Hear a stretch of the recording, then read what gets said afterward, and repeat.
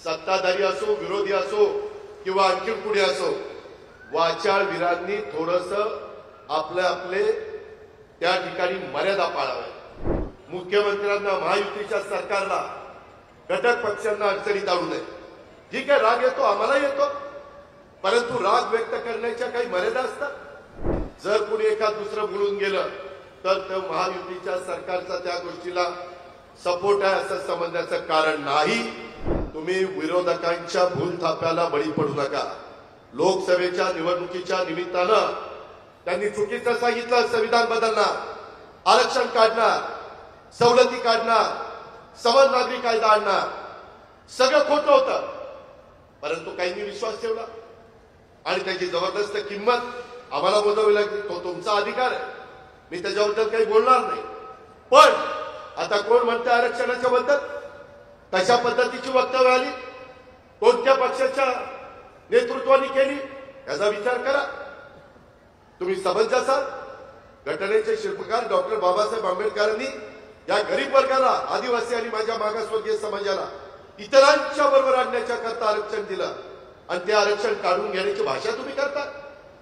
ही महाराष्ट्रामधली पद्धत आहे, देशाची पद्धत आहे। एक गोष्ट मात्र मी मुख्यमंत्री आणि उपमुख्यमंत्र्यांच्या साक्षीने सांगेन, प्रत्येकाला आपली आपली मतं मांडण्याचा अधिकार आहे, विचार मांडण्याचा अधिकार आहे। ते घटनेचे शिल्पकार डॉक्टर बाबासाहेब आंबेडकरांनी दिला आहे। पण कुठल्याही सत्ताधारी असो विरोधी असो किंवा आणखी कुणी असो, वाचाळ वीरांनी थोडस आपले त्या ठिकाणी मर्यादा पाळाव्या। आपण शिवशाहू फुले आंबेडकरांच्या महाराष्ट्रात राहतोय। कुठेही वेडेवाकडे विधान करून मुख्यमंत्र्यांना, महायुतीच्या सरकारला, घटक पक्षांना अडचणीत आणू नये। ठीक आहे, राग येतो, आम्हाला येतो, परंतु राग व्यक्त करण्याच्या काही मर्यादा असतात। त्याच्या संदर्भात भाषा कुठली वापरली जाते, सुसंस्कृत महाराष्ट्र कसा असला पाहिजे ते यशवंतराव चव्हाण साहेबांनी शिकवले जाते। त्या विचाराने आपण पुढे चाललेलो आहे। यशवंतराव चव्हाण साहेबांचा विचार आपल्याला कधी सोडता येणार नाही आणि त्या पद्धतीनं ठीक आहे, भाषा कशी असली पाहिजे, उद्याच्याला कुणी आपल्यावर टीकाही करता कामा नये। अनेक प्रकारचे शब्दप्रयोग वापरता येतात, अनेक प्रकारची भाषा त्या ठिकाणी बोलता येते आणि त्याच्यामुळं महायुतीचं सरकार त्या विचाराचंच आहे। जर कोणी एखाद दुसरं बोलून गेलं तर तो महायुतीच्या सरकारचा त्या गोष्टीला सपोर्ट आहे असं समजण्याचं कारण नाही। हे देखील मी आजच्या जाहीर सभेच्या निमित्तानं या परिसरामध्ये सांगू इच्छितो।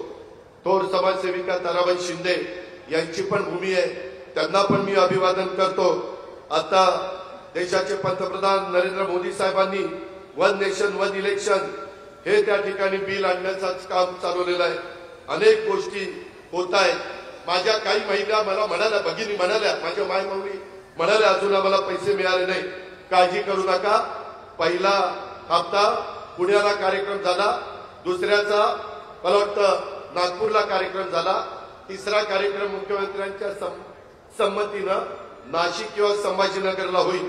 अशा पद्धतीनं हा सगळा कार्यक्रम आपण राबवतोय। मी आपल्याला सगळ्यांना ग्वाही देतो।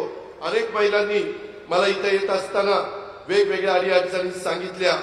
मी आपल्याला पुन्हा सांगतो, ही मुख्यमंत्री माझी लाडकी बहीण योजना ही महायुतीचं सरकार बंद करणार नाही, हा चुनावी जुमला नाही, हा तुम्हाला कायम मदत करणारी भूमिका आहे। उलट राज्याच्या मुख्यमंत्र्यांनी पुढे याच्यामध्ये वाढच होईल, परंतु कमी होणार नाही अशा पद्धतीने जाहीर केलेलं आहे।